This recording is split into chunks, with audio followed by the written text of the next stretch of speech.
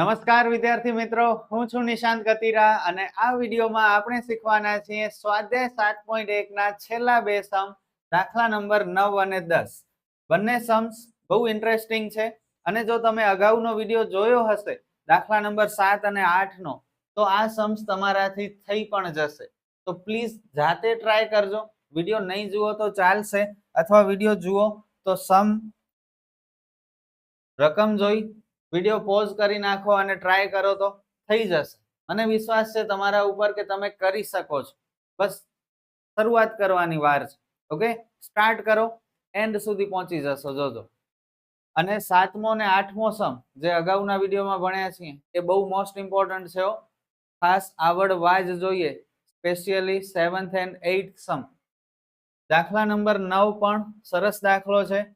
જો બિંદુ Q એ બિંદુ P અને R થી સમાન અંતરે હોય તો x ની કિંમત શોધો.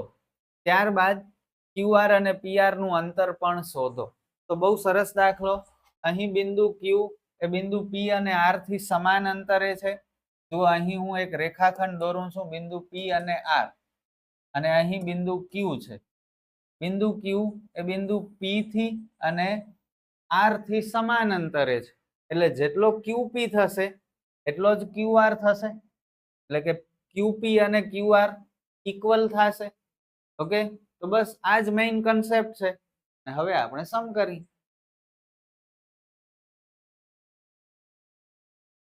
સ્ટાર્ટિંગ શું કરશું, એક સ્ટેટમેન્ટ આપણે લખીએ ક્વેશ્ચન માંથી જોઈને. અહીં બિંદુ Q જેના યામ 0 અને 1 છે એ બિંદુ P અને R થી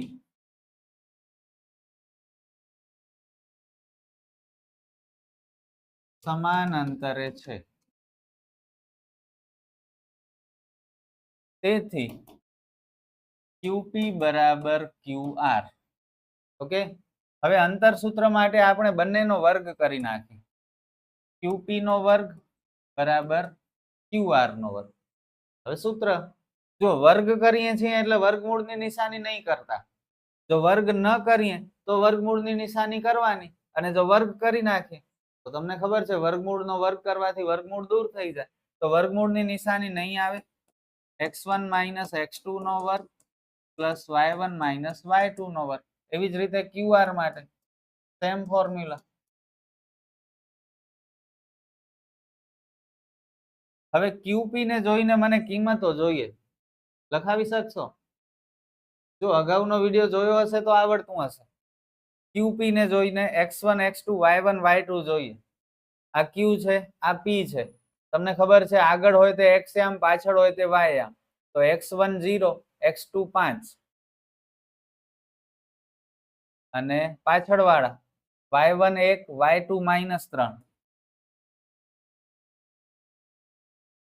હવે QR ને જોઈને x1 0, x2 x,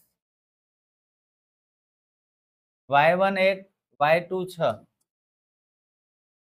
0 - 5 એટલે -5, માઇનસ માઇનસ પ્લસ થાય, 1 ને 3 4. 0 - x એટલે -x, અને 1 - 6 એટલે -5. બધાના વર્ગ કરી નાખીએ. -5 નો વર્ગ પ્લસ 25 પ્લસ 16 x વર્ગ અને પ્લસ 25. માઇનસ નો વર્ગ પ્લસ થાય, ખ્યાલ છે ને? હવે 25 ને 16 41. આ અચળ પદને આગળ લઈ લો, -25. 41 માંથી 25 જાય એટલે 16. 16 x વર્ગની કિંમત છે, અને 16 કોનો વર્ગ થાય? 4 નો વર્ગ થાય. ઓકે, પણ -4 નો વર્ગ પણ 16 જ થાય ને. તો અહીં બે જવાબ મળશે, પ્લસ -4. બંને જગ્યાએથી વર્ગ દૂર કરીએ એટલે x ની કિંમત મળી પ્લસ -4. તો આ જે બિંદુ R માં R ના યામ, y યામ તો ખબર હતી 6, પણ x યામ નથી ખબર, એ આપણને મળી ગયો 4, પ્લસ અને માઇનસ. ઓકે, હવે આપણે QR અને PR શોધવાના છે. પણ અહીં થોડું ટ્વિસ્ટ છે. આ જે R બિંદુ R નો x યામ છે એની બે કિંમતો મળે છે આપણને, એક +4 અને એક -4. એટલે આપણે જ્યારે QR ફાઇન્ડ કરશું ત્યારે બે વખત સમ સોલ્વ કરવો પડશે. કારણ કે એક વખત આપણે +4 થી કરશું ને એક વખત -4 થી કરશું અને એવી જ રીતે PR પણ આપણે 2 વખત સોલ્વ કરવું પડશે. ઓકે, તો હજુ આપણે અહીં તમને 2 બિંદુ શોધવાના દેખાય છે પણ એકચ્યુઅલી 4 વખત સમ ગણવો પડશે એટલે સમ બહુ મોટો થઈ જાય છે અને એટલા માટે જ એક્ઝામમાં તમને કદાચ અહીં સુધી જ સમ પૂછે, આ બંને જે એક્સ્ટ્રા પોઈન્ટ છે એ ન પૂછે. ઓકે, તો સૌથી પહેલા આપણે QR શોધીએ, જેના માટે બિંદુ Q ના યામ છે 0 અને 1 અને બિંદુ R ના યામ છે x અને 6, પણ x ની જગ્યાએ પહેલા આપણે +4 રાખીએ અને ત્યારબાદ -4 થી કરશું. ચલો, ફોર્મ્યુલા વર્ગમૂળમાં x1 - x2 નો વર્ગ પ્લસ y1 - y2 નો વર્ગ, x1 0, x2 4, y1 1, y2 6, 0 - 4 -4, 1 - 6 એટલે -5, માઇનસ નો વર્ગ હંમેશા પ્લસ હોય, 16 અને 25 વર્ગમૂળમાં 41. આ મળી QR ની કિંમત. બસ 41 નો વર્ગમૂળ ન નીકળી શકે. એવી જ રીતે ફરીથી આ દાખલો, હવે -4 થી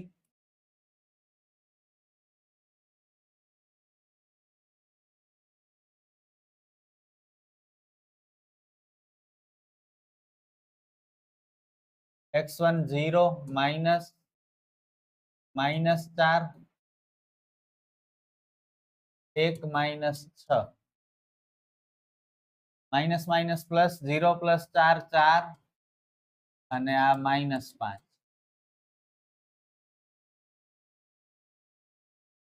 હવે જુઓ, બંને વખત જવાબ આપણને સેમ મળે છે. ઓકે, બંને વખત જવાબ સેમ મળે છે. +4 થી આપણે દાખલો ગણ્યો તોય QR ની કિંમત વર્ગમૂળમાં 41 અને -4 થી આપણે સમ ગણ્યો તોય પણ વર્ગમૂળમાં 41 થઈ શકે. હવે આપણે શું શોધવાનું છે બીજું? PR. તો બિંદુ P ના યામ 5 અને -3 અને બિંદુ R ના યામ શું છે?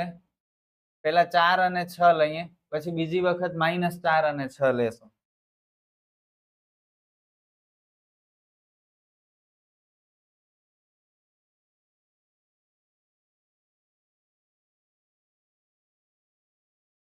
પાંચ -4 -3 -6, 5 માંથી 4 જાય 1, minus minus plus,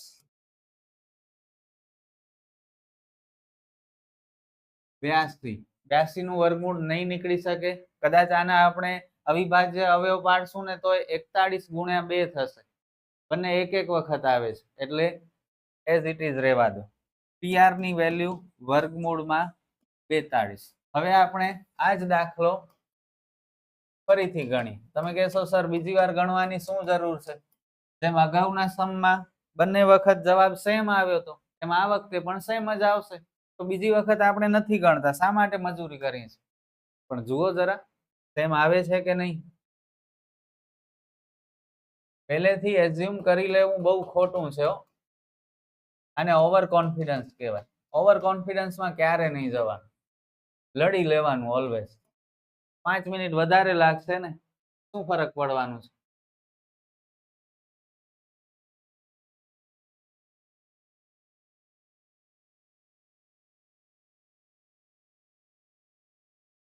minus minus plus એટલે 9 નો વર્ગ, માઇનસ માઇનસ પ્લસ -9 નો વર્ગ. જો જવાબ અલગ આવે છે 162. 162 ના અવિભાજ્ય અવયવ પાડીએ ને આપણે તો 2 × 9 × 9 થાય. તમે કહેશો સર તમને આટલું જલ્દી કેમ આવડી ગયું? તો 81 દુ 162. 81 દુ એટલે 2 લખ્યા, 81 એટલે 9 × 9 લખ્યા. અથવા હજુ પણ વધારે ડિટેલમાં જવું હોય તો 3 × 3 × 3 × 3 કરી શકીએ છીએ. ઓકે, મગજમાં જ બધું પહેલેથી થઈ જાય. આ સ્ટેપ લખવા માટે આ સ્ટેપ લખતા હોઈએ ને ત્યારે જ ખબર પડી જાય કે નેક્સ્ટ સ્ટેપ શું થશે. માઇન્ડમાં કેલ્ક્યુલેશન થઈ જવી જોઈએ.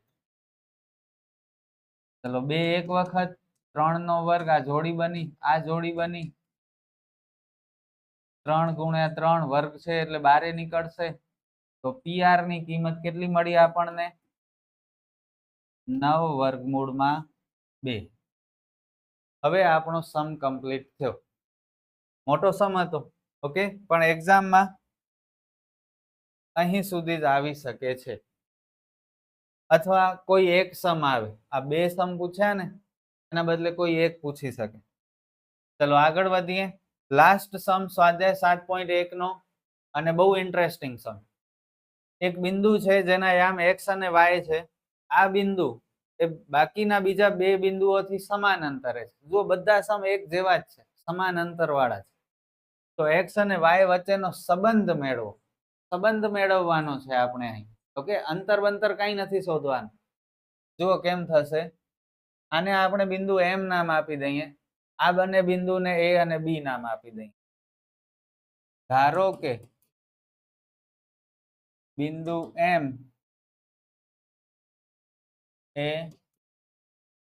બિંદુઓ a અને b થી સમાન અંતરે છે. સમાન અંતરે છે એટલે જેટલું ma થશે એટલું જ mb થશે, અથવા am બરાબર bm પણ લખી શકો.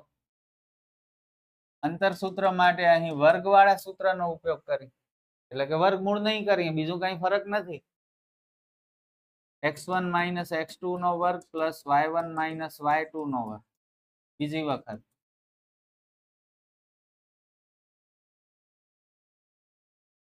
ચલો ma ને જોઈને મને કિંમત લખાવો x1 x2 ની. x1 થશે x, x2 થશે 3, y1 y, y2 6. હવે mb ને જોઈને x અને -3,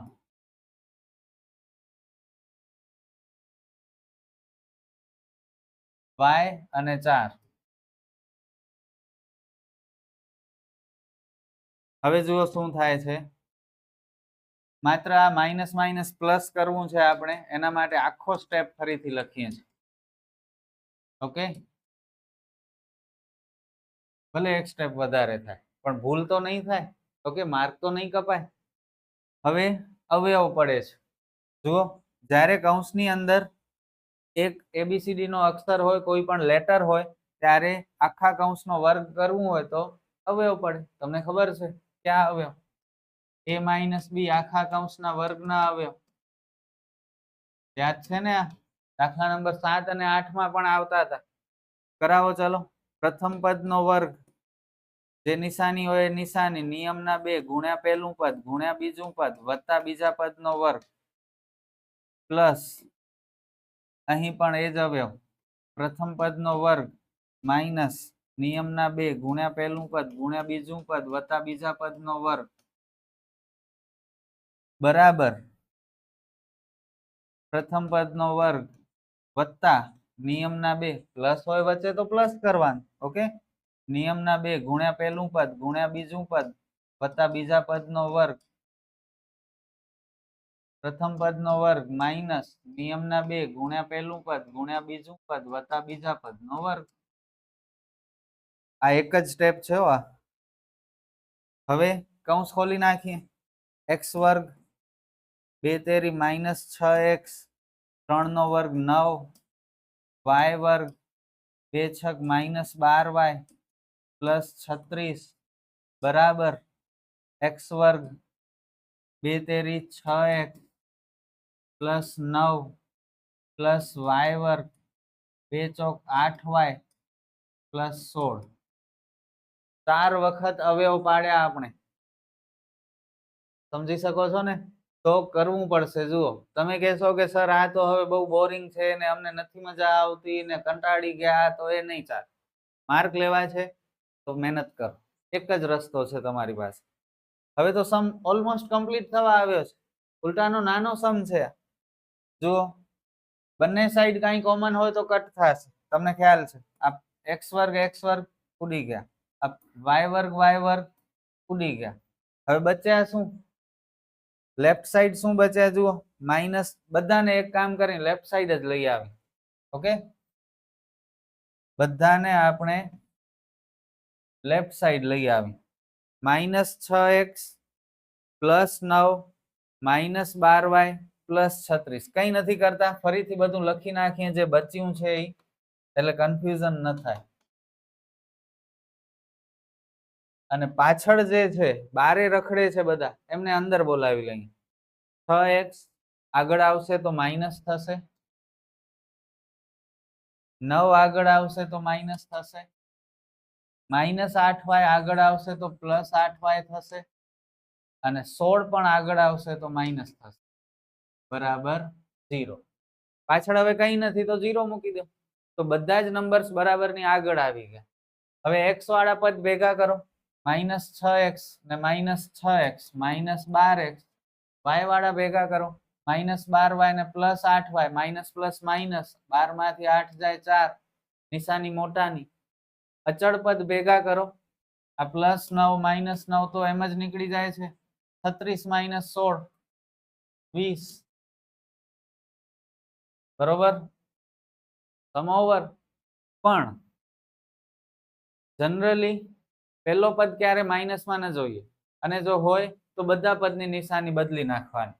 એટલે +12x +4y -20 બરાબર 0.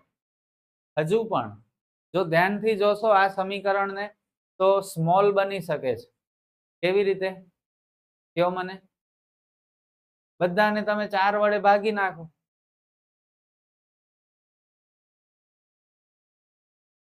બધાને 4 વડે ભાગી નાખી, અથવા 4 કોમન કાઢી નાખો તોય ચાલે. 4 તેરી 12, આ 4 4 કટ, આ 4 ગુણ્યા 5 20, 3x + 4y -5 બરાબર 0. હવે શું? બસ સમ ઓવર. જો પૂછ્યું શું છે આપણને? x અને y વચ્ચેનો સંબંધ મેળવો. સંબંધ મેળવો એટલે એક સમીકરણ મળ્યો આપણને, અને સમીકરણમાં બધા પદ બરાબરની આગળ જોઈએ એટલે આપણે બધા પદને આગળ લઈ લીધા છે. અહીં જ જુઓ, બધાને અંદર બોલાવી લીધા. ખ્યાલ છે ને? That's it. કેવો લાગ્યો સમ? ઇમ્પોર્ટન્ટ છે હો, આ બહુ ઇમ્પોર્ટન્ટ છે, પૂછાઈ શકે છે. અને આ સાથે સ્વાધ્યાય 7.1 આપણો થયો પૂરો. આઈ હોપ કે તમને લોકોને મજા આવી હશે બધું શીખવાની. નેક્સ્ટ વિડીયોમાં આપણે સ્વાધ્યાય 7.2 શરૂ કરશું. જોડાયેલા રહેવાનું છે તમારે. બધા જ વિડીયોઝ જોવાના છે, લખીને પ્રેક્ટિસ કરવાની છે, જેથી એક્ઝામમાં કોઈ ભૂલ ન પડે અને સારા માર્ક્સ મળે. મહેનત કરતા રહ્યો, શીખતા રહ્યો. All the best.